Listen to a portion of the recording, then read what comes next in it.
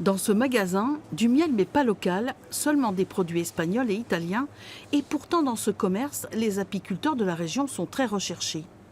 Ils ont beaucoup de pertes de ruches. Et là, tout ce qu'on aura à leur demander, on ne sait pas ce qu'on va recevoir. Daniel Gauthier possède 500 ruches. En pleine production de miel, il contrôle chaque jour l'état de ses ruchers et constate que 2019 sera une année noire. On s'aperçoit qu'il y a très peu d'abeilles sur les cadres. Très peu d'abeilles dans la ruche. Ça, c'est un vrai problème. C'est pas bon signe du tout. Sa récolte de miel n'est pas terminée, mais d'ores et déjà, il estime ses pertes à 20%.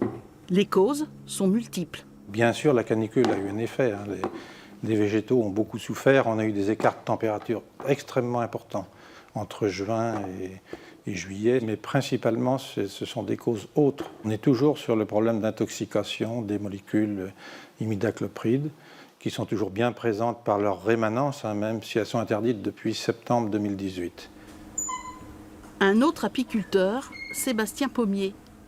Lui vend son miel en fût à divers conditionneurs. Sa production de l'année loge dans cette soixantaine de barils et chaque fût contient 300 kg de miel. On sait qu'une abeille ramène un dixième de gramme par voyage. Donc il faut 10 abeilles pour faire 1 gramme. Et là, on a 300 000 grammes.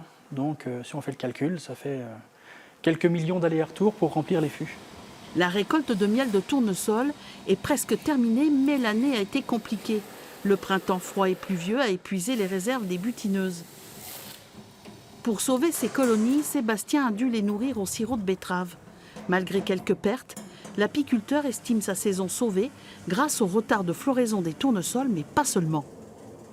Ce qui joue, c'est la nature des sols. On a eu des pluies fin juin, donc avec des sols qui retiennent un peu plus l'eau. On a eu l'impact de la sécheresse s'est fait moins ressentir. Et pourtant, Sébastien reconnaît avoir perdu 15% de ses colonies d'abeilles.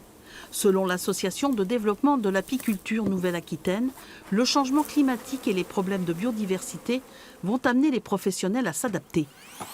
On est obligé d'augmenter en fait le nombre de colonies parce qu'on fait moins de rendement. On essaye d'optimiser un maximum les abeilles pour qu'elles soient productives, résistantes à certaines maladies, parce que ça c'est pareil aussi, il y a eu pas mal avec la mondialisation des échanges, donc du coup des nouvelles maladies qui sont arrivées sur le territoire. Donc on essaye de jouer sur la génétique qui est un facteur, un levier important.